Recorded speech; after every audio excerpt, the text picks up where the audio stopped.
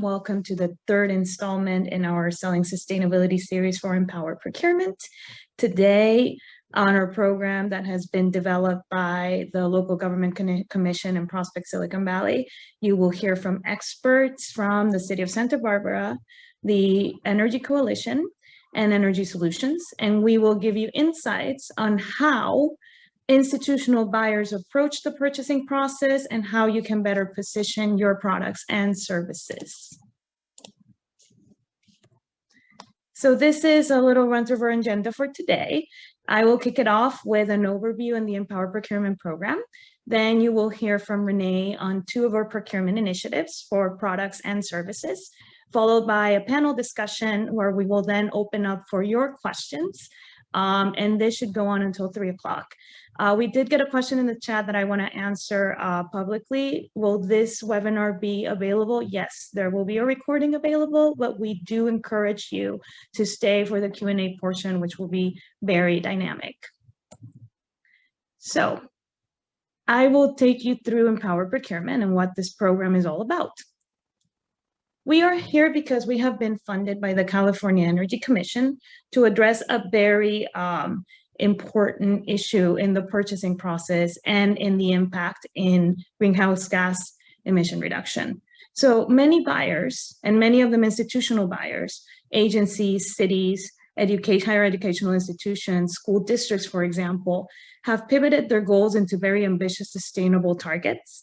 And we see this all across California, right? We want to make sure that we have a strong carbon-free economy in the next coming couple or 3 decades. So although there's this alignment in place, connecting the right sellers with the buyers can be quite difficult, right? There's many different processes in how purchasing decisions are made. The good news is, though, there are also many purchasing pathways and procurement pathways that are applicable for sellers to be able to reach the buyer. IT purchases, appliances, maintenance, repairs, fleet management, all of these areas of day-to-day operations in a city or an agency have the opportunity and the potential to be able to be aligned with sustainability and reduce cost operations while also reducing emissions. So that is why we are here. We want to work with institutional clients across California to look at how they manage their purchasing, look at what kinds of purchases they are making, and how we can take insights from this, help them navigate the purchasing process better, but then also turn back to you, our audience of sellers, and give you these common gaps that can be filled by what you offer. So how do we do this? We work as a team with Prospect Silicon Valley, the Energy Solutions team, Lawrence Berkeley National Lab, and we also have the Zero Net Energy Alliance running 6 procurement initiatives that I will get into more detail in my next slide. Through these 6 procurement initiatives, we focus on overcoming institutional barriers for adoption of clean technology. So we look to improve the procurement tools that are already at hand at these clients that we work with. We facilitate their purchases process, and we provide the information to the right stakeholders, in this case you, so that you can approach the client in a more efficient way. We believe that through this program and through engaging with clients across California, we can increase the adoption of technologies through distributed energy resources and placing more green products.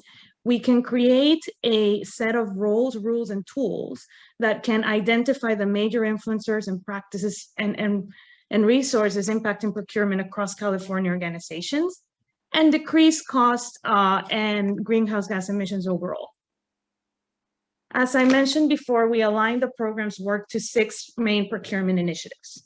These procurement initiatives are a result of looking into the areas and the procurement pathways where cities and agencies and higher educational institutions are currently making most of their alignments to their sustainability goals.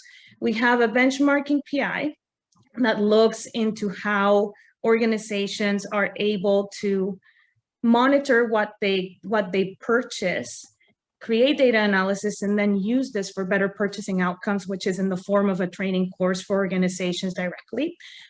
We also have the Lawrence Berkeley National Lab team leading a contracts PI, where we focus in the contracting piece on the language, helping these cities, these agencies, to put together the right kind of documents that will actually increase the amount of green products that they can attract and making it easy on the seller in the process.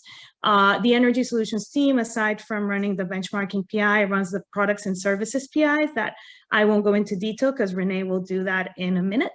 And then we also have a PI that's focused on electrification for fleets and in total cost of ownership analysis, creating an e-fleet plan from start to finish, and a practices procurement initiative, where it's mostly focused on the roles piece of the equation. So what are the processes? What are the common gaps? What are the things that are being doing best that could turn into a best practice? So what are our goals through all of these engagements? We look to engage with as many institutional clients in California as we can. We look to have engagements that are deep, but they're also quick, and that we can give strategic recommendations at the end of the engagement that are tailored to the needs of every single client that we have in each PI. We believe that we can amplify sustainability outcomes from all of these clients, and then in turn, that can translate through them into a set of best practices to be able to amplify all of these outcomes across the state and align it to the state's goals. And we also work across all of the procurement initiatives with a key framework, the roles, rules, and tools framework that guides all of the assessments and all of the data analysis and all the data collection that we are gaining from this process. The roles, rules, and tools framework was actually brought to the table by Lawrence Berkeley National Lab, and it's a method that has been used at the federal level for procurement analysis, where you look at who are the stakeholders within the client who make the decisions, what are the processes from a rule standpoint, and what are the tools within and without that could make this processes easier, better to navigate. Lastly, all of these insights are great for our clients, but they also translate into insights to you. How can the sellers align their behaviors and their products and their specs to the needs that are most current and most urgent to institutional buyers currently in the market? These are all of our project partners. And as we said, this is a project led by the Prospect Silicon Valley, and it's funded by the California Energy Commission. So we're very grateful to the commission, and we're very grateful to all of the partners mentioned in this slide. With that, I will let Renee take it away and tell you more about two of our procurement initiatives. Great, thanks, Cynthia. Hi, everyone. My name is Renee LaFrance. I'm a senior manager with an organization called Energy Solutions. We are a key partner on the Empower Procurement project and are excited to share some of our plans with you after laying the groundwork for this project over the last year or two. So next slide.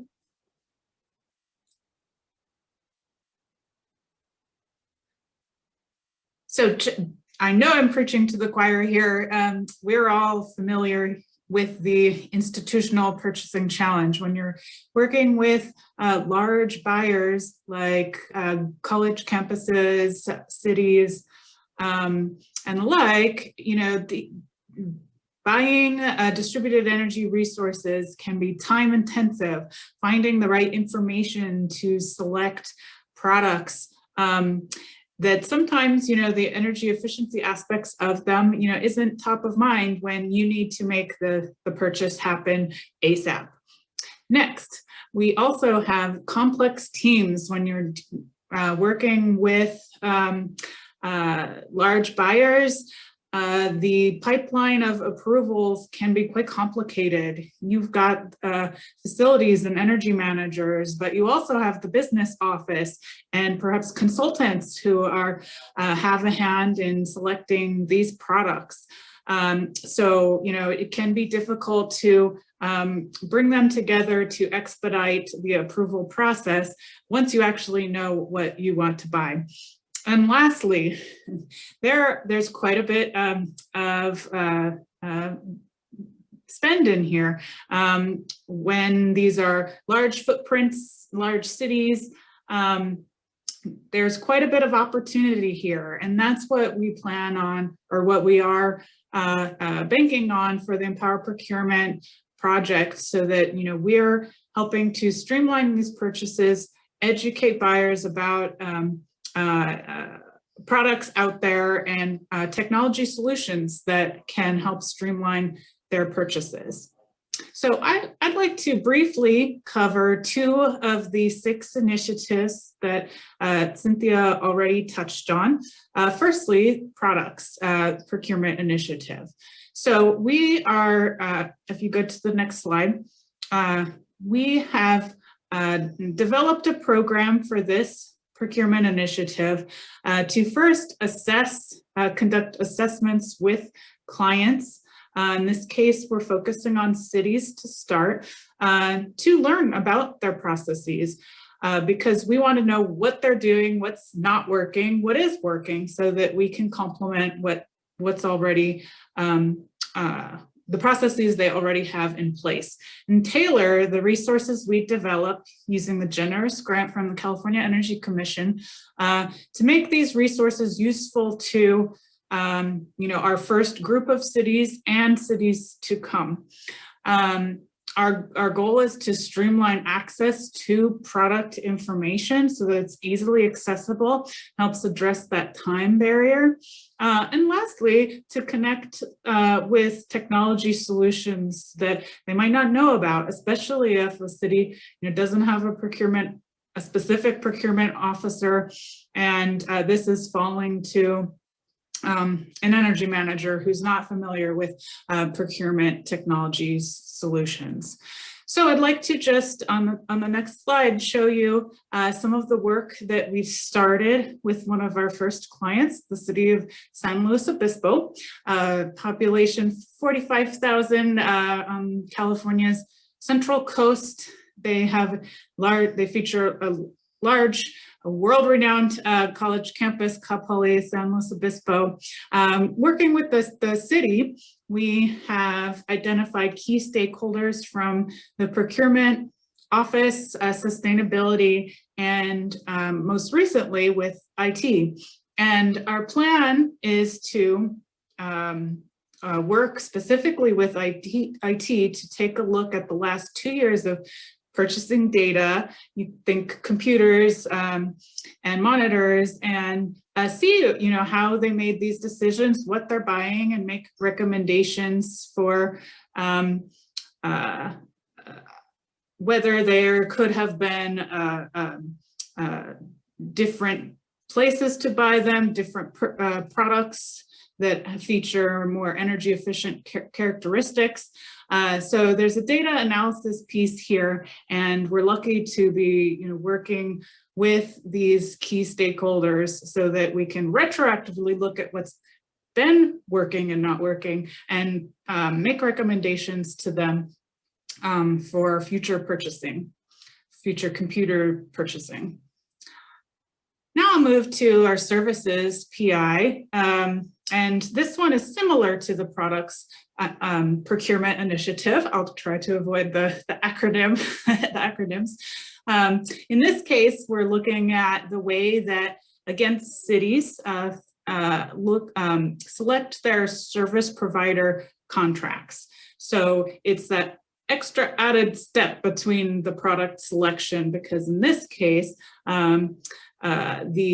with the cities selecting their vendors, we're analyzing then how those product decisions are made when you're working with an external consultant, and for that matter, how they're selecting their service providers, what sorts of credentials, and are they using a technology solution to streamline their contracting process. So next up, some of this will look familiar. We again are conducting free assessments, free to the clients, free to the cities, to look at what's working, what's not working on their processes, again, for selecting their service providers. Perhaps they're already working with a technology solution and want to continue to. And so our resources would not working, and we can make recommendations for alternatives. So we, again, want to tailor our resources to what they're working on. As the first client is the city of Cupertino, similar in size to San Luis Obispo, different city though, in Silicon Valley. And the stakeholders in this case, we were working with the Sustainability Office, Public Works, as well as the Financial and Contract Services departments. And in this case, we're again conducting interviews to learn about this pipeline and hoping to identify, in this case, technology solutions having to do with contracting. So these are, I've covered some of the benefits to the buyers, to the cities. Just to briefly cover some benefits we see for you as sellers on the next slide. You know, we have access to information pain points for these enrolled clients in Empower Procurement. So we're learning quite a bit about you know, what's not working for them, and you know, developing resources to help them. So there is some visibility to customers for seller partners to Empower Procurement, and validation for sustainability benefits and transparency, and for sustainability credentials if you are a seller classified as a service provider. And lastly, the project will be developing an Empower Procurement Seller's Guide to come. So be excited for that. I think we're running a little short on time. I'd like to get to our panel. However, if you would like to chat me, I'd be happy to answer questions in the chat. Thanks. Oh, you're on mute, Cynthia. Thank you. Thank you for that, Renee. And with that, I will hand it off to our moderator for today's panel, Angie Hacker with the Local Government Commission. Hi, everybody. Good afternoon. Thank you for joining us for today's panel. So in this portion of the webinar, we're going to help sellers, which is all of you, understand how to position yourselves to reach a certain kind of institutional buyer, local governments, and help them overcome energy product and service procurement challenges. And so you've already heard a little bit about what's going on in San Luis Obispo and Cupertino. Most local governments in California are moving pretty quickly towards clean and distributed energy resources on many fronts, from building retrofits, something minor, to major microgrids. These efforts are driven by a lot of factors, including aggressive state goals and policies, as well as local interest in minimizing the impacts of climate change. So today's local governments are finding themselves both trying to lower emissions from energy use at the same time managing the impacts of climate change that are already hitting, including changes to energy demand, energy asset reliability, and resilience associated with all the additional extreme events like wildfire, storm, and heat. So these local governments are becoming increasingly aware that energy resilience is critical to maintaining public health, public safety, and economic activity during extreme events. So in short, they really need you, and they also need you to know how to work with them. So we're glad that you're here. And of course, one size does not fit all, but we are here today with a couple of experts from a couple of areas in the state. And we hope our panel is able to help shed some light on working with these institutional buyers. So let me go ahead and introduce the panel. Again, my name is Angie Hacker. I'm going to be the moderator. I'm the statewide local government energy efficiency best practices coordinator. And my role is to support knowledge building amongst California local governments, their energy and climate practitioners specifically. And I've worked in sustainability at the community level for about 20 years, many of those years within local governments. And if you've never worked within a local government, the layers of what I like to call acro-bureaucratics involved in purchasing may surprise you. So you've heard a little bit already about things like selection committees, hearings, contracting. You're going to hear more.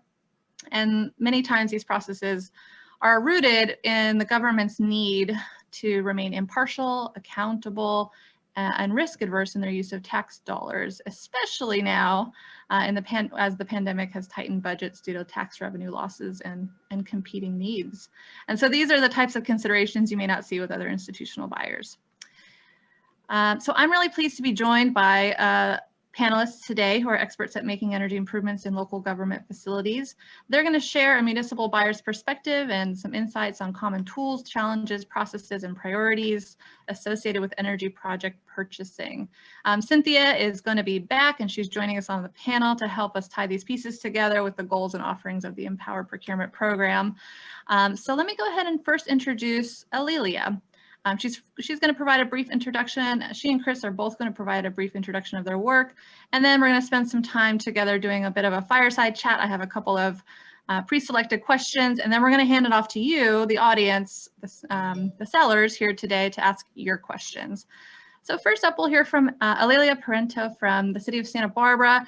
She is a lead green associate certified energy manager, and she runs the energy and climate program for the City of Santa Barbara. She's also an expert in a lot of things, including utility operations and energy development.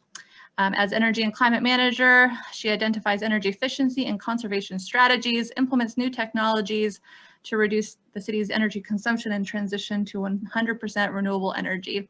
And she coordinates the development and implementation of the city's climate action plan. So Alelia, thanks for being here. I'll hand it off to you. Thanks, Angie. And if we go to the next slide. Hi all. Well, welcome to this webinar, and I'm thrilled to be here and participating on this panel. And we were just going to share a little bit about the type of work we do in our various organizations. So next slide, please. So what does the Energy and Climate Division do at the City of Santa Barbara? Well, we do a whole lot of things.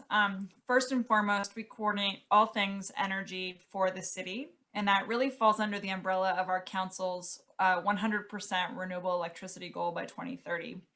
So we've developed a robust strategic energy plan that will get us there, and we're developing our own community choice aggregator organization that will take over the procurement of energy on behalf of Santa Barbara.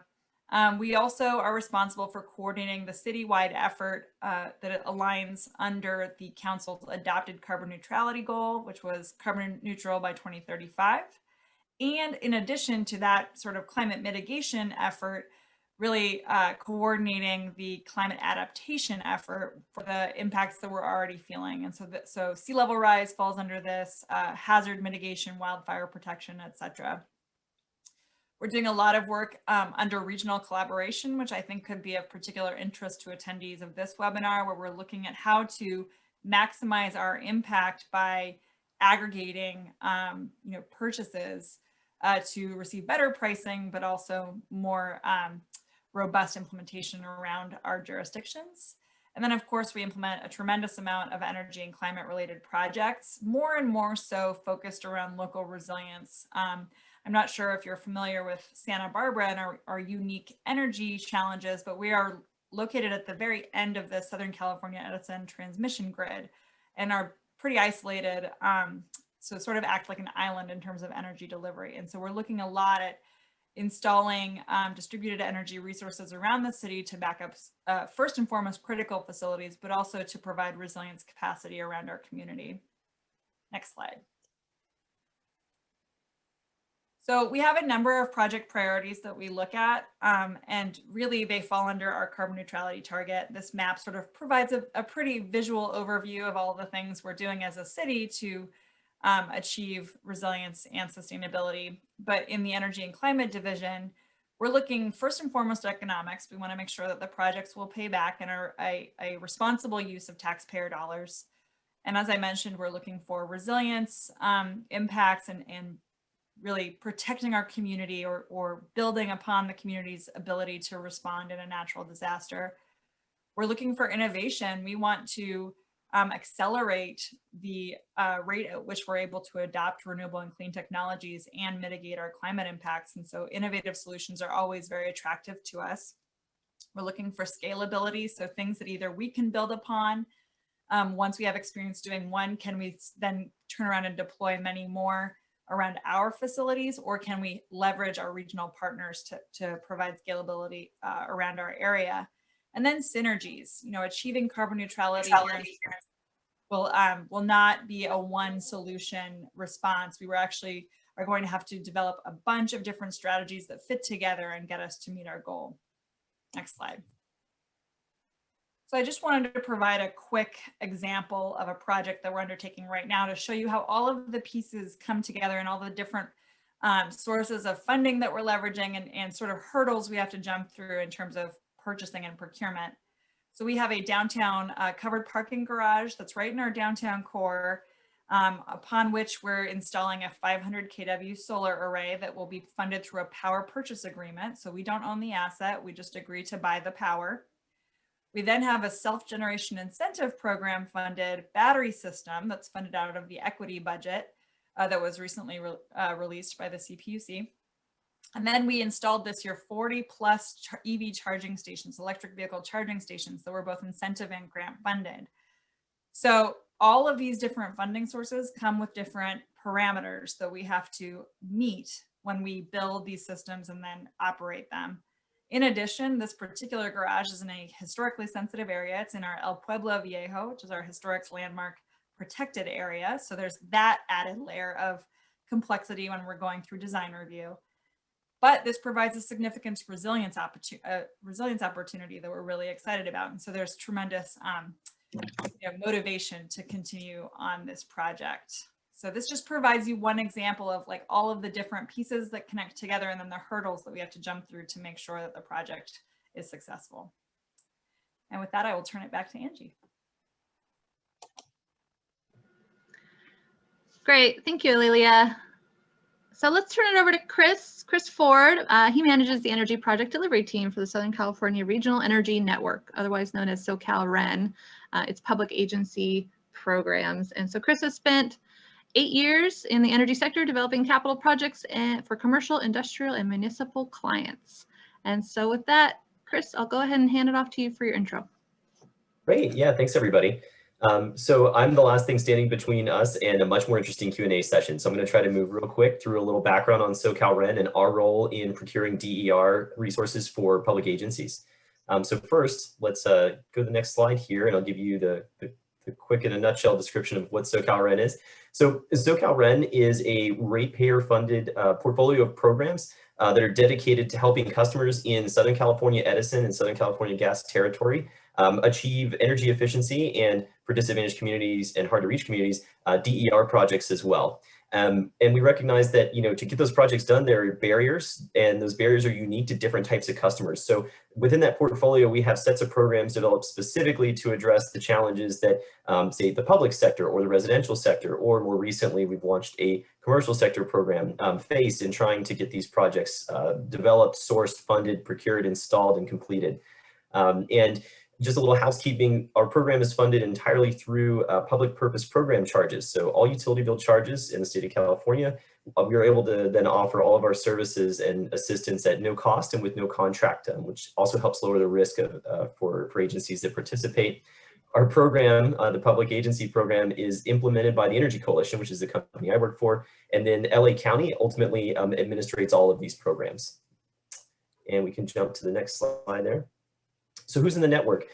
We have currently enrolled 111 cities, 5 counties, 7 special districts made up mostly of wastewater and sanitation districts. We have 20 school districts and then 24 water sourcing and distribution agencies. So wide range of customers, both in type and size, and also a wide range of the types of projects and interventions we help support. Anything from whole building projects to water or wastewater systems. And then with DER working into the EV and solar and battery space, and even to a certain extent microgrids. You can go to the next slide, please. So we provide a range of different services to help public agencies overcome barriers to getting these projects done. Those services are mostly focused on, first, overcoming the upfront feasibility analysis portion of a project. So we do benchmarking, we offer free ASHRAE Level 2 energy audits. We help conduct investment grade financial analysis for projects. And then of most interest today, we do procurement support. So we help agencies take an energy audit, a feasibility study, and turn it into a bid package, whether they're going to do a design build or design bid build, whether we're going to do RFQ, ITB. We try to support any procurement pathway, and we also try to make sure agencies are aware of other procurement pathways that might not be as familiar to them. Things like sole sourcing through Government Code 4217, cooperative procurement, all kinds of different options out there, ESCOs, things like that, and making sure that agencies have all the information necessary to make an informed choice about how they want to get their project installed. In total, since 2013, our program has helped our agencies achieve some significant savings. Over the equivalent greenhouse gas emissions reductions is taking 12,000 cars off the road. If only we could actually do that, it would definitely help traffic in LA. We've helped create over 1,000 jobs, almost $100 million in projects completed just in the 7 years time the program's been around. And we've helped our customers, the most important thing overall, we've helped our customers achieve $50 million in lifetime energy savings through projects supported by our program. Go to the next slide, please. And just for some context, I wanted to share, we did a little study on the different types of procurement pathways that our agencies have used in their time with the network.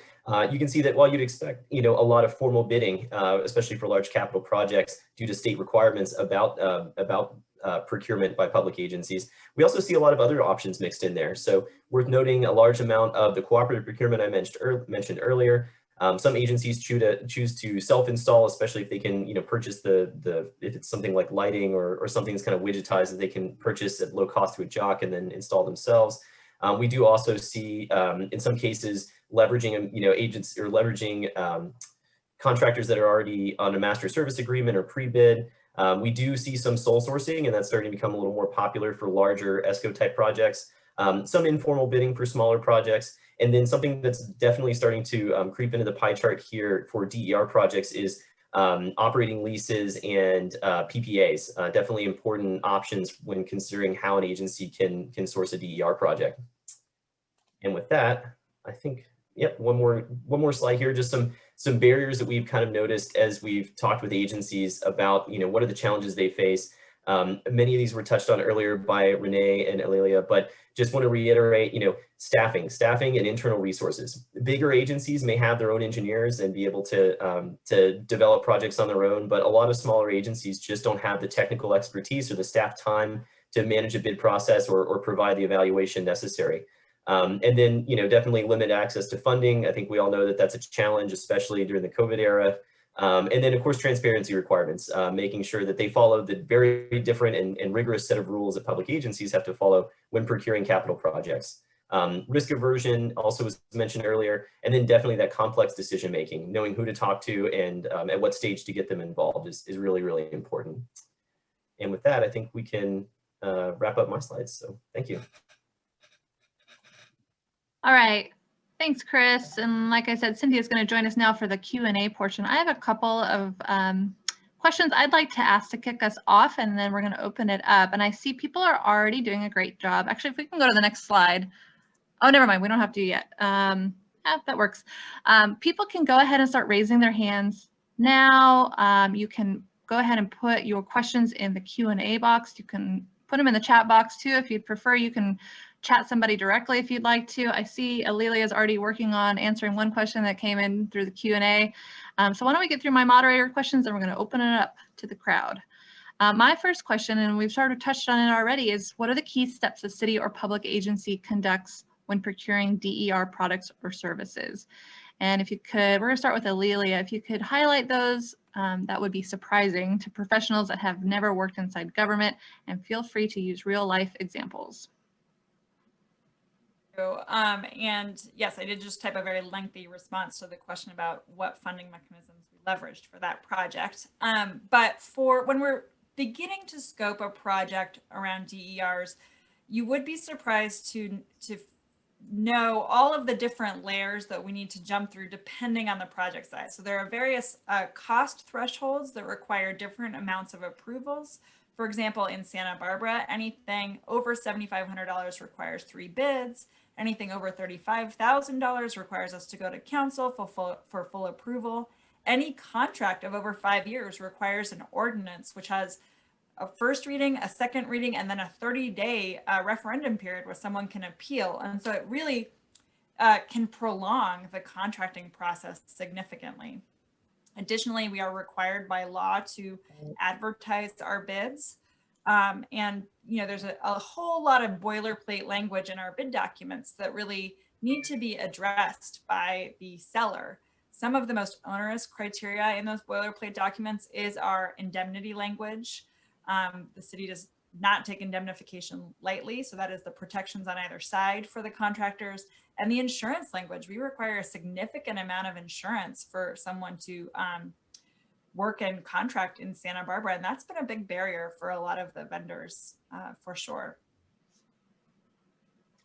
Yeah, and so if I could just point out from the perspective of the work that we do in Empower Procurement for across all PIs really, but focusing in the contracts PI and the services PI, this is pretty much a rules tool, a rules issue that we address, right? Every city and every agency will have very particular processes to follow. And sometimes there might be a department that's tasked with it exclusively. Sometimes you have to find the right people moving on to roles to talk to in this instance within the city. And I would say that's also something we're finding from the perspective of how we're helping the buyer. And the contracts procurement initiative looks at that contracting language and what kinds of language is usually repeatable in these kinds of documentation to make the process better.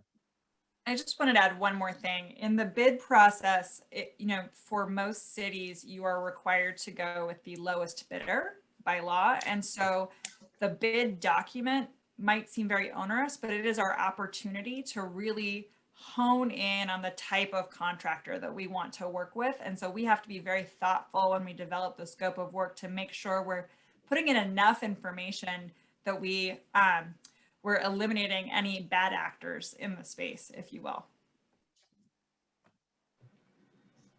Chris, do you want to chime in on this question also?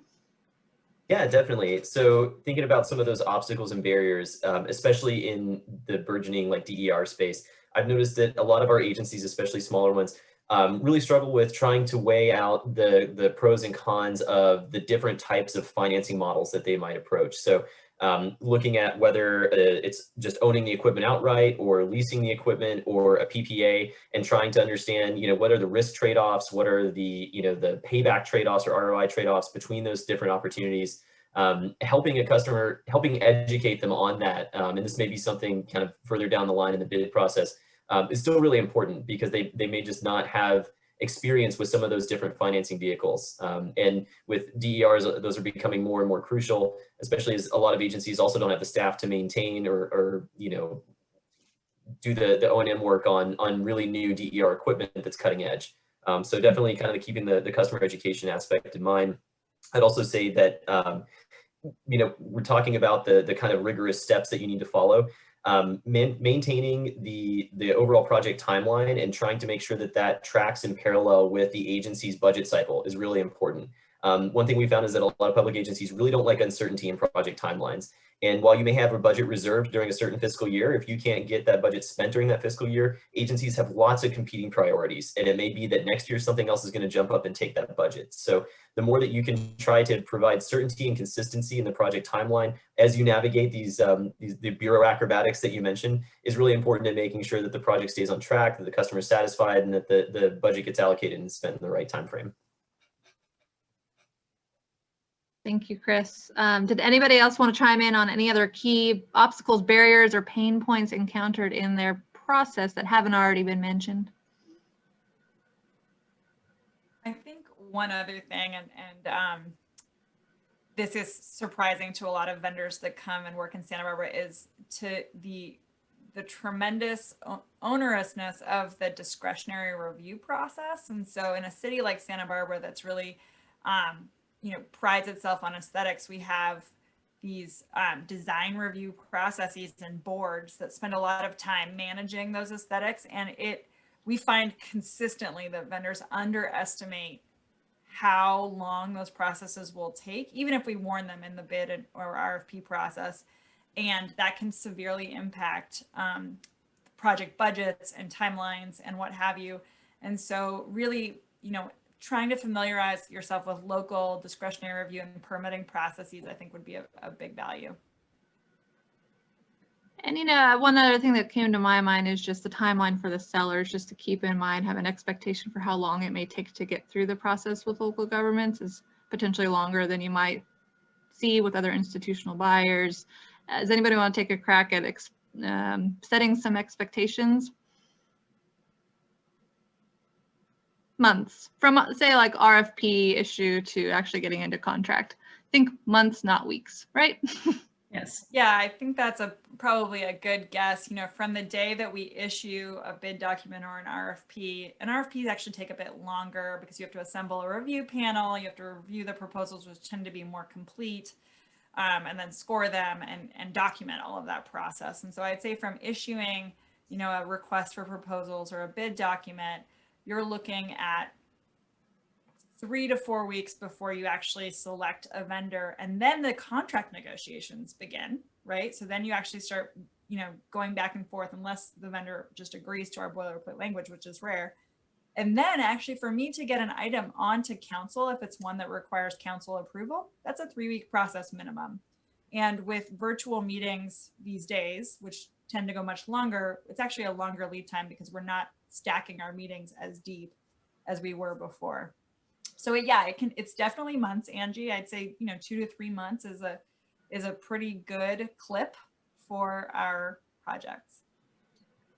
And I would add, being really mindful to one of the first things that Alilia, you mentioned, that at what amount does it have to go to council approval? So knowing that that point of the price of the contracting or the services, when it will have to go to council, because it varies from every city. So Great. Yeah, Well, go ahead, Chris. I was gonna say, if I could jump in, one more thing, kind of adding on to this, because I spent some time in industrial sales before coming to my current role, and something I've noticed that I think successful suppliers do with the bid process with public agencies is knowing, especially early on, if you're working with somebody inside the agency to kind of gauge interest before you're actually responding to a bid, knowing who you're talking to and what they're interested in. You may have some people that you're working with at an agency that are very, very much interested in how a project's going to meet policy-driven goals like greenhouse gas emissions reductions, resiliency, long-term, net zero planning and things like that. While other folks that you're going to need to get buy-in from are going to be mainly interested in the financial performance, the ROI, the simple payback, and things like that. So understanding what the buying motivations are for the different gatekeepers you're going to encounter along the way, and there will be more than one, is really important in making sure that you're framing the project in the best light as you work with each of those counterparts within the agency. That's such a good point. Yeah, return on investment means something different for local governments. Okay, well, can we move to the next slide? And that'll be my last sort of question and follow-up question, and then we'll move to the audience. All right, so how can companies best position themselves to stand out in the selection process and minimize concerns or red flags? And we can go ahead and answer the follow-up question too if you feel compelled. How can sellers ask the right questions in order to be successful in that selection process? And I'll leave it up to you guys to decide who wants to go first. I can go first. A general rule I would say is, and tied to what you just mentioned, Chris, look at the cities or the agencies' higher level sustainability goals. Look to see if they have a climate action plan. Look at them and see if it's a match to what your specific offering will be, and match it very, very well. Look at what procurement pathways they are mostly investing in at the moment. Ask those questions and try to get into those gaps, I think would be one of them. And then from a tool standpoint, really be familiar with how they conduct their bids. Do they have a software platform that makes it easier? Do you have to do it through an internal system that they have to give you access to? Is there a specific process? I think would be 2 key things to start off with. Yeah, and then building off of that, I think really demonstrating that you've done your homework is really helpful to, going back to sort of how we just answered the last question of, have you researched the various cities' process? Do you have a sense of other projects that have been similar, or how long this will take? Is your timeline realistic?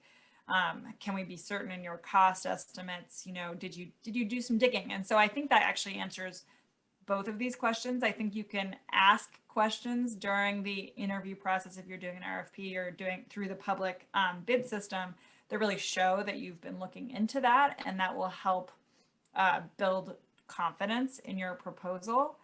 And then, you know, I think just demonstrating an awareness of the project type. We have a lot of people who bid on our projects and sort of seem to be winging it, if you will, where they, you know, they're perhaps providing some references of similar projects, but the language in their responses doesn't demonstrate, you know, real competency or familiarity with what we're asking for. Yeah, I guess, you know, one other thing, I don't, at the risk of sounding self-serving, you know, a lot of agencies we mentioned have limited staff resources, right? And so they'll partner with groups like SoCalRen or Empower Procurement or other, you know, free third-party groups that are out there to help public agencies go through this process and lower those barriers.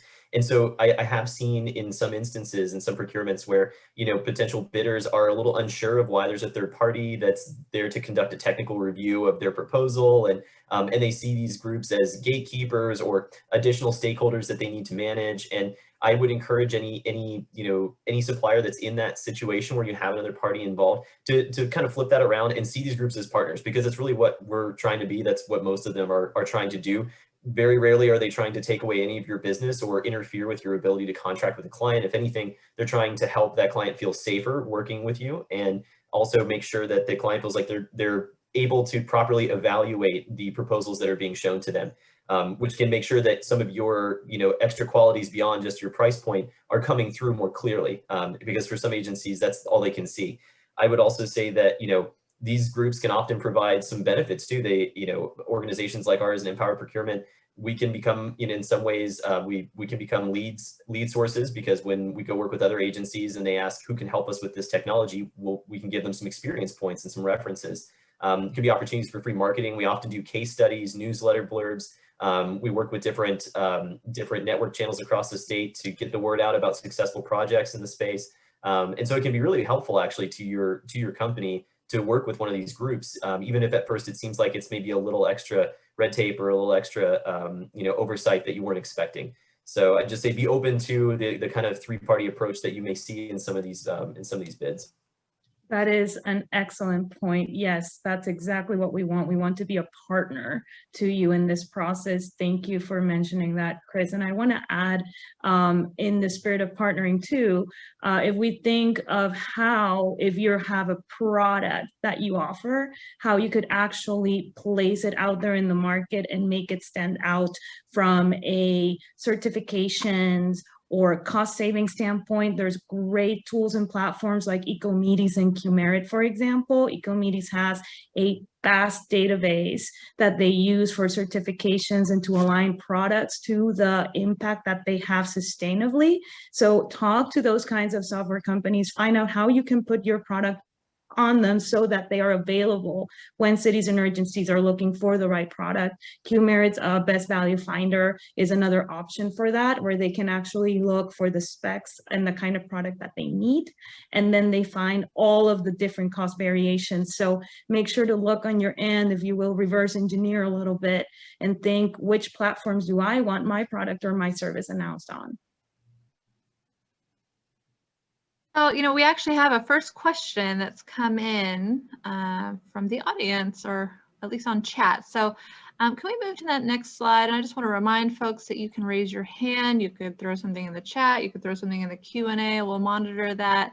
I'm going to start with this question from Alex Munster. And he is asking, referencing the Santa Barbara project, are the proposals and the winning bids available as public record? So I think that's for you, Alelia. Yes, and I believe so. I believe there's no conflict there. Sometimes we get proposals that are marked confidential and we have to treat those a bit differently, but especially the actual winning proposal, that is a matter of public record. And then I do believe they list the, all of the bid amounts that came in and the company associated with those when they announce the bid winner.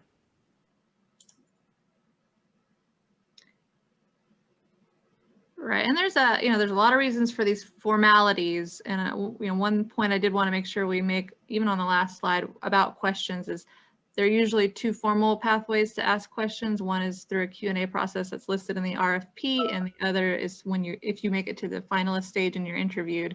And if you do ask a question otherwise, you might be met with silence. And why is that?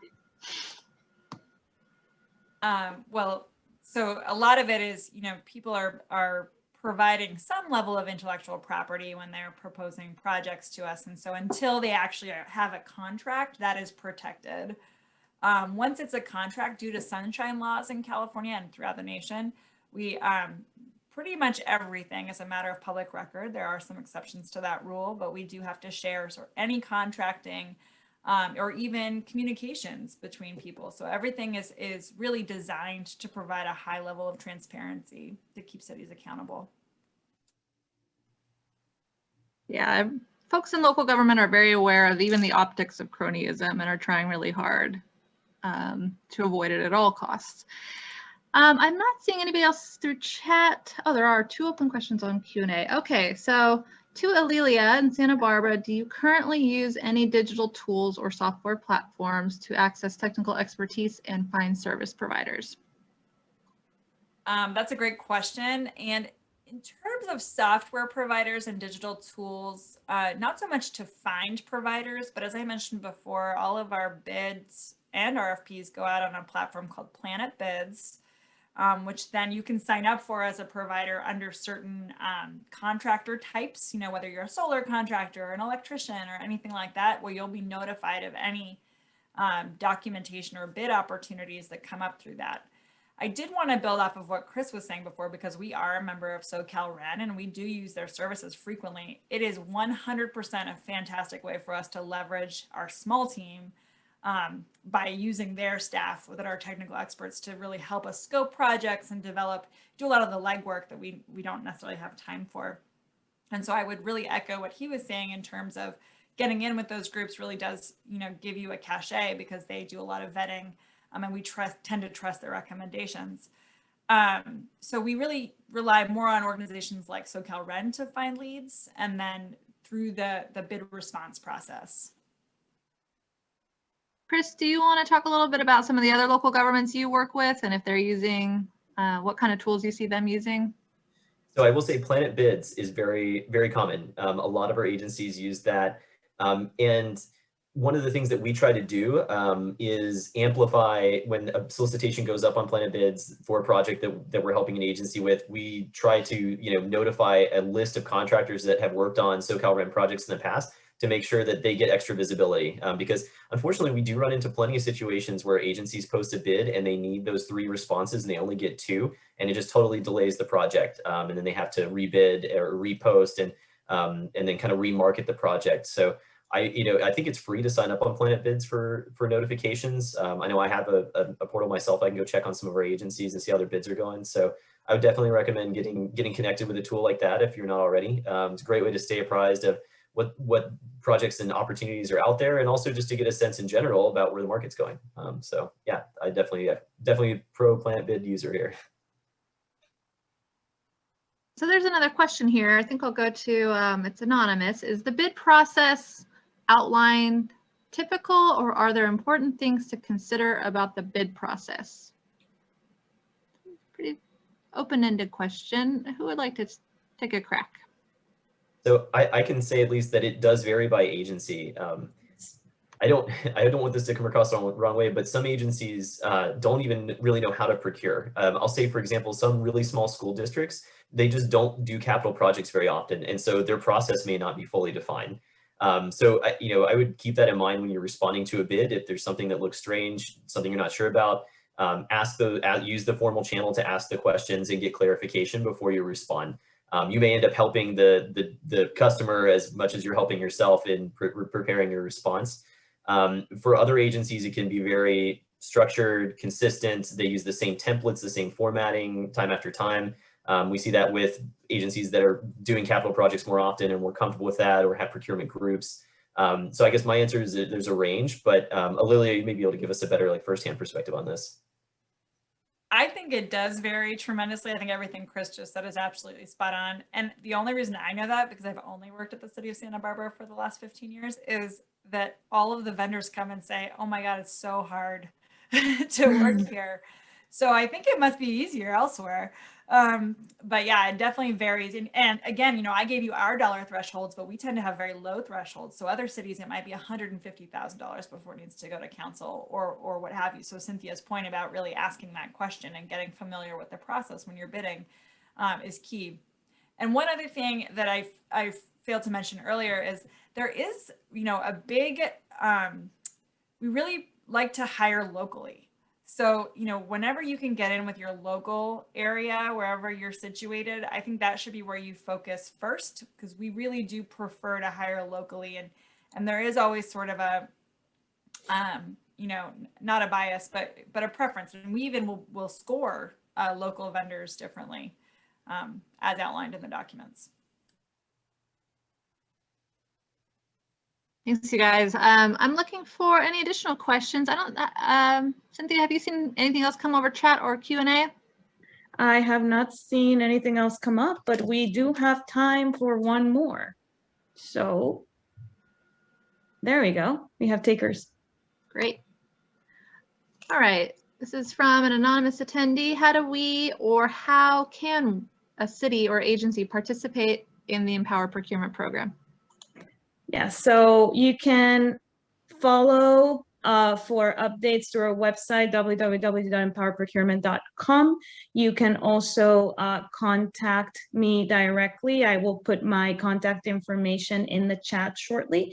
And the process to engage would essentially entail a general assessment that we have developed exclusively for the kind of research and insights that work that we conduct.